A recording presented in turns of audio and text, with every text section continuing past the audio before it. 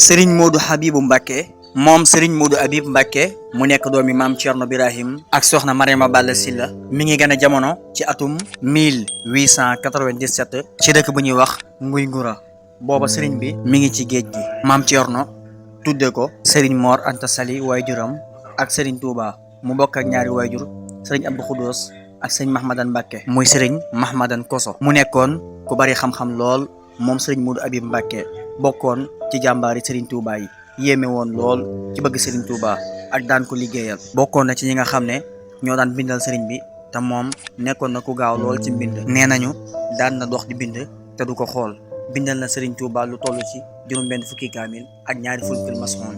loolu soo ko xoolee day tolloog li mu dundam ci at. kon moom juróom-benn fukki at ak ñaar mooy ak dundam. mooy juróom-benn fukki kaamil yi ak ñaari fulku yi. Serigne Touba daal koy gërëm lu rëy. joxoon na ko ñaari doomam ngir mu dëkkoo leen. di soxna Khady Mbacké mi nga xam ne moo Cheikh Mouhamadul Bachir ñoo bokk ñaari waajur. waaye daa teel a noppalu fa Jurbel ginnaaw bi la ko Serigne bi joxaat doomam muy soxna Maymunatu Kubra. fekkoon booba mu bindoon ab kaamil ba doon ko andil Serigne Touba ca njaareem. booba itam soxna May di andi ab kaamilam ci Serigne Touba. Serigne Touba daal leen di boole. Serigne Modou Habib bi nga xamee ne Serigne Touba bind na xasida Taysiru Asir di mbind mu tooy xëpp ci loxol Serigne Modou Habib la ko njëkk a teg. keroog bi ko Serigne Touba di yeewi da koo fekk mu toog. Serigne bi daal di jël satala gu fees dell ak ndox sotti ko ci kaw Serigne Modou Habib ba satala ga jeex. Serigne Touba ne ko dellul Daaru Moxti fa sa bàyyi Ceerno. yow nag say mbir man maa ko gàddu ba faaw. mu ñëw borom daaru dénk ko lépp lu aju ci dëkk bi. mu nekkoon chef de village bi daan àtte dëkk bi.